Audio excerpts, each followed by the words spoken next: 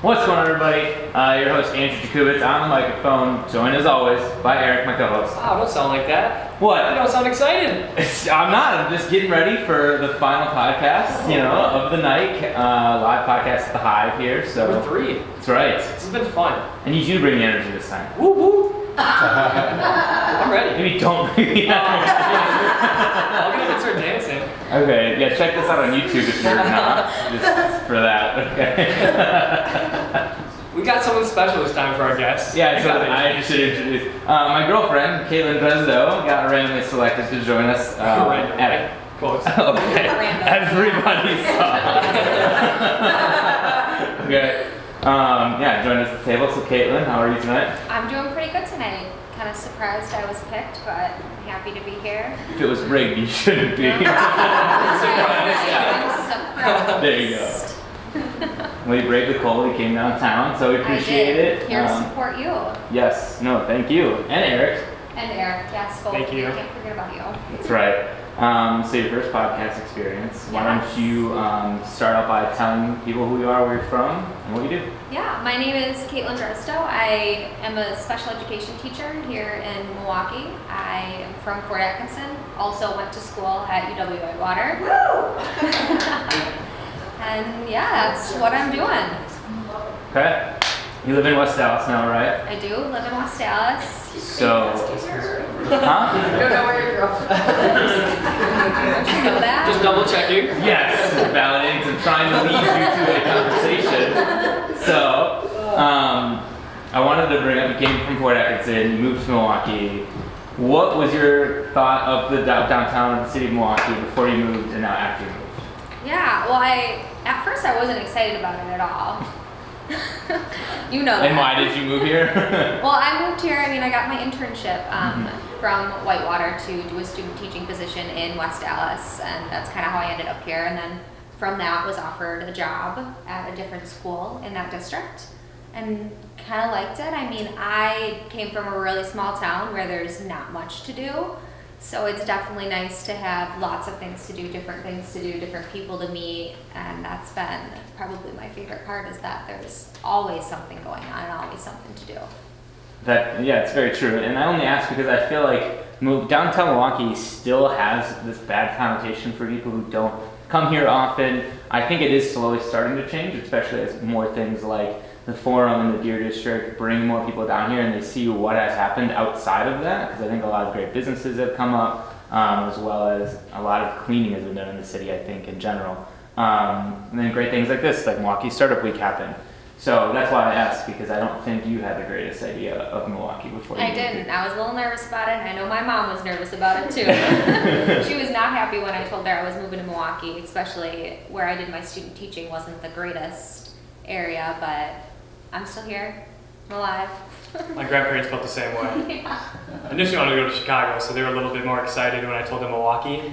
Like, Aaron, why do you keep trying to go to the city? And you're even from Racine, which is not No, it's the best area.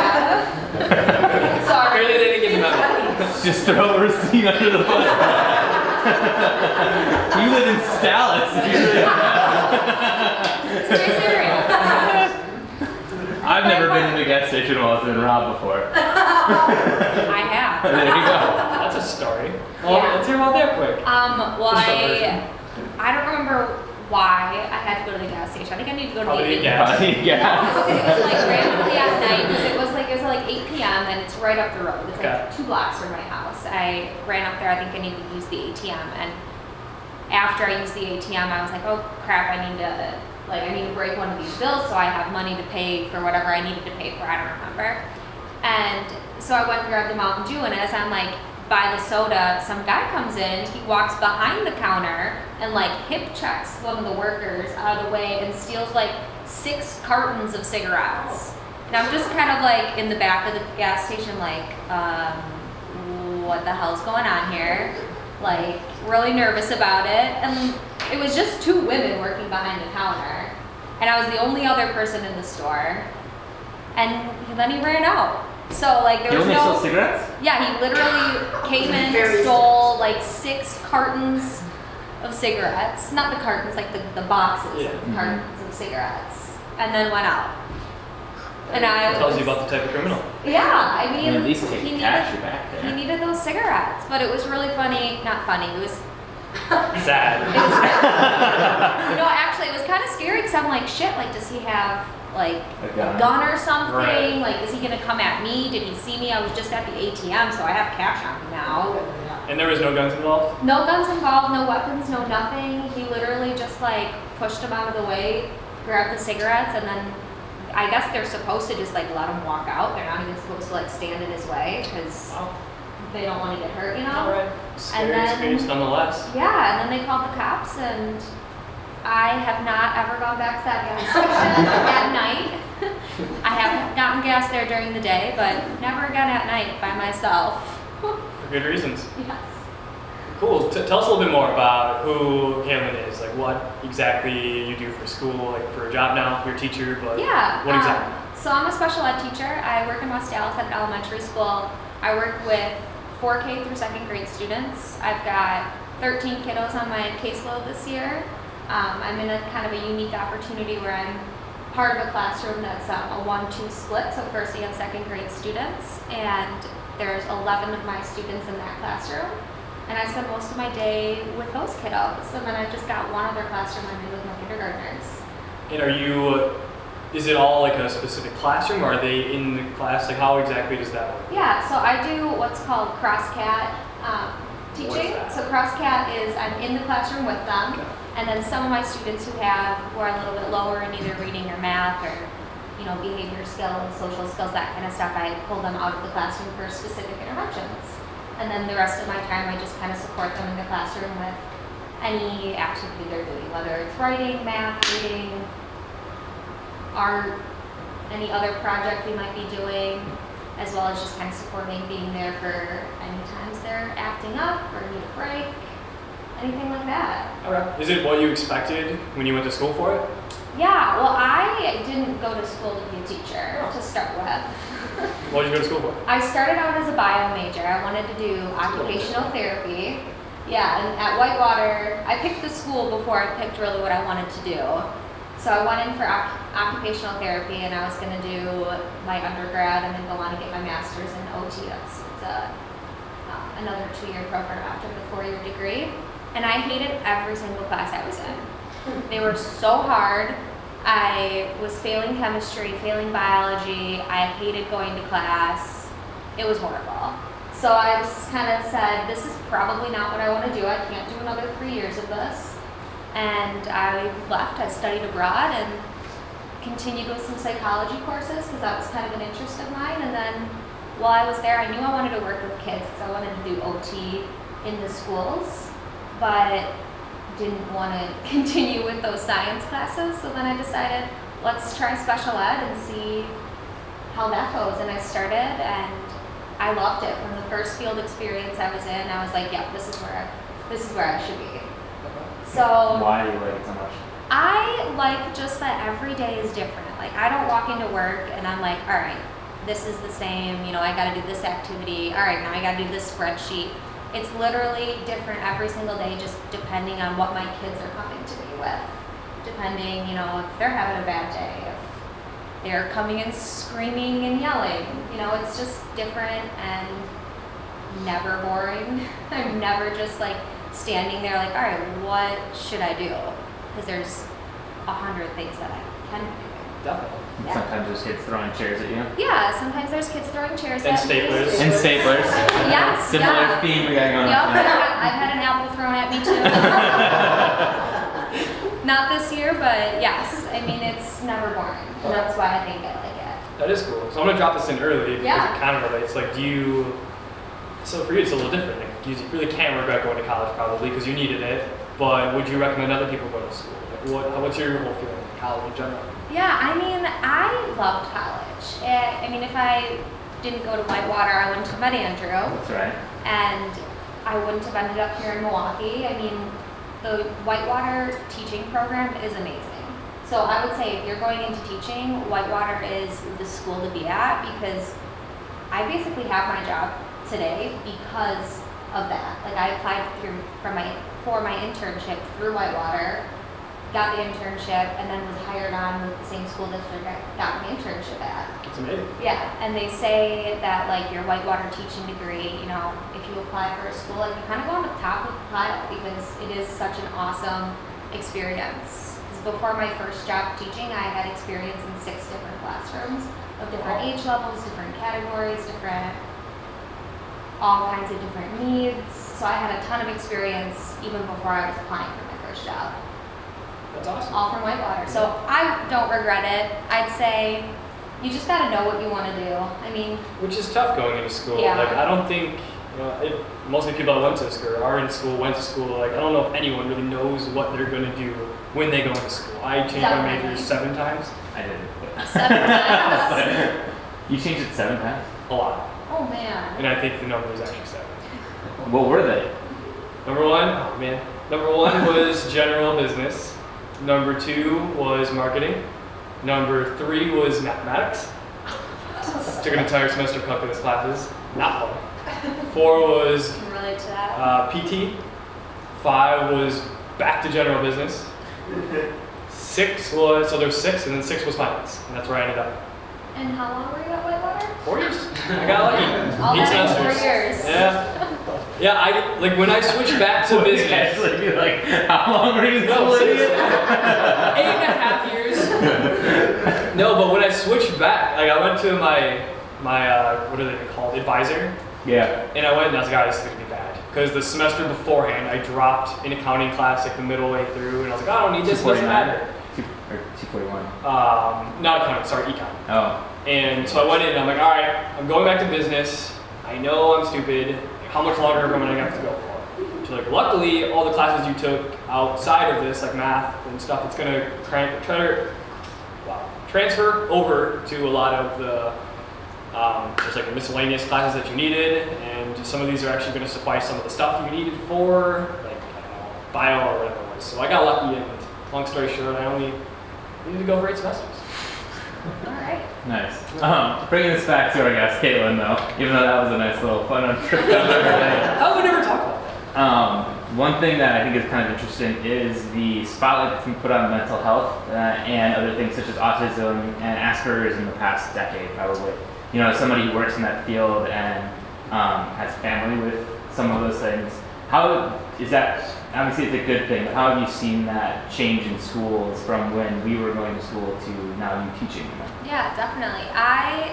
The biggest change I've seen is our school district now has a partnership with St. A's, which is a therapy company. They actually come in and we have a therapist. Right now we actually have 2 therapists because they're part-time, who actually provide therapy sessions at school for a lot of our kids. So that's been an amazing change to see, and I think it's been really beneficial because there are so many kids coming in with trauma.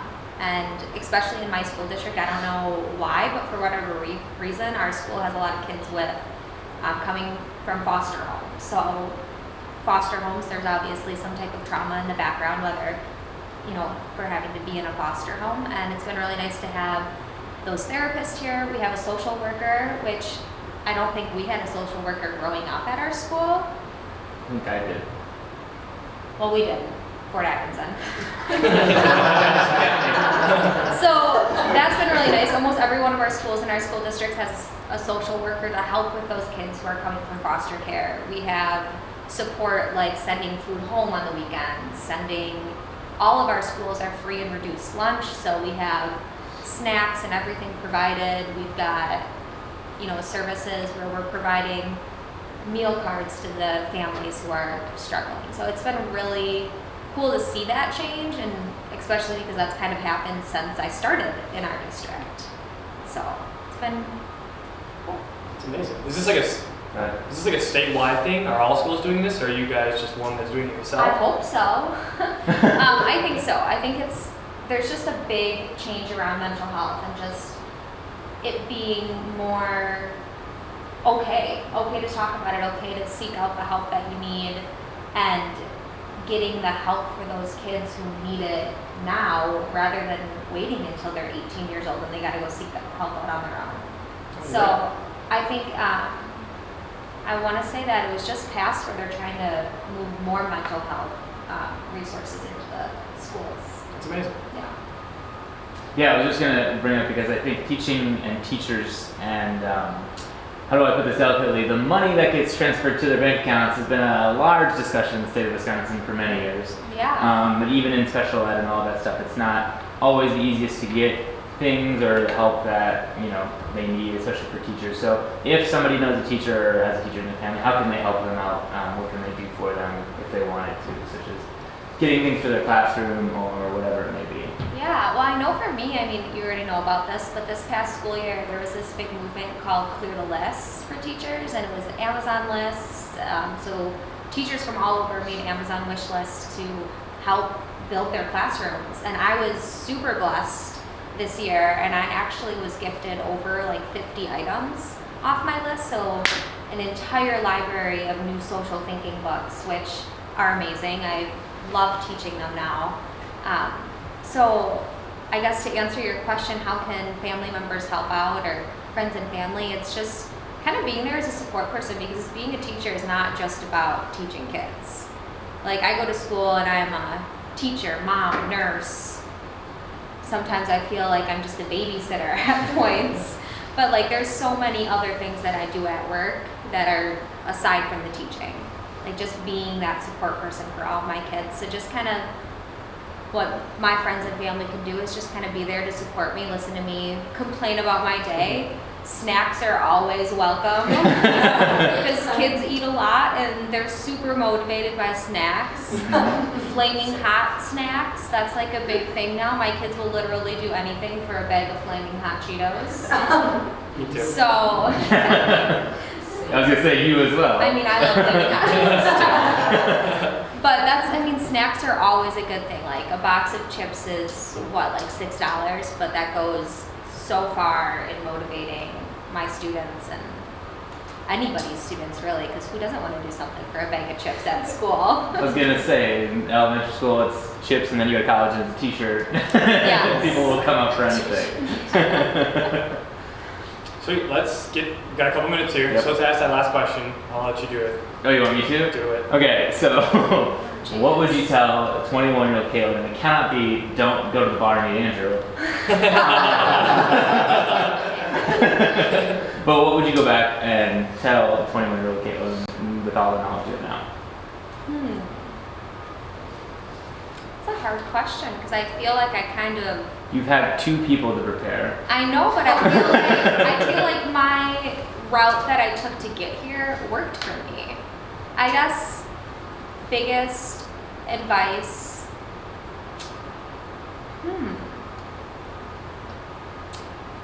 This is hard. I'd say like getting involved more in college, because that's one thing that I kind of wish I would have done, is like gotten out there. And I did it my last 2 years of college, where I was part of that like community garden on Whitewater's campus now. It's pretty new. I don't know if it was there when you all were there. But She's called all you old. just some of you. But that's one thing that I wish I would have just done earlier on in college, because then I feel like I would have met more people. I mean, I have some really solid friendships that I made in college, but just getting out, getting involved more, I think. Mm-hmm. And you studied abroad. Not too many people I feel like do that anymore. At least I haven't met a lot of people that did, whether it's the money or whatever it may be. But what was that like? You went to Scotland and Europe, so you didn't have to learn a different language, which is good. No, I didn't, and it was an awesome opportunity because it was called Wisconsin in Scotland, so it was actually a Wisconsin university in Scotland, and the professors that taught me were from different Wisconsin universities, and my transfer credits actually came from River Falls, so it was zero hassle with trying to get my credits to transfer over. I was able to take classes that directly fit into what I needed. Like, we had a diversity credit we had to do at Whitewater. Mm-hmm. I'm sure you guys had to do that too. And I was able to fulfill that with a writing class over there.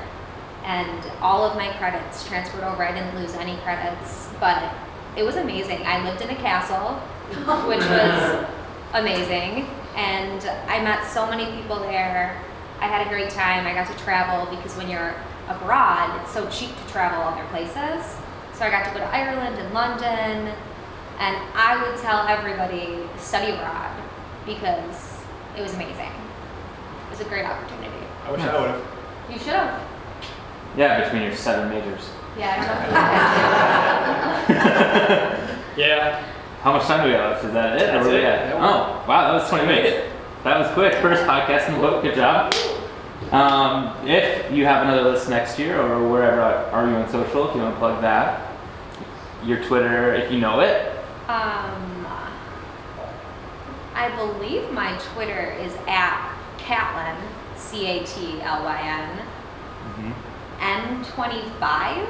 Sure, don't look at me. I think that's my Twitter name. There it is. And there's an underscore. No underscores. On Instagram, I'm Kaitlyn Michelle 1222.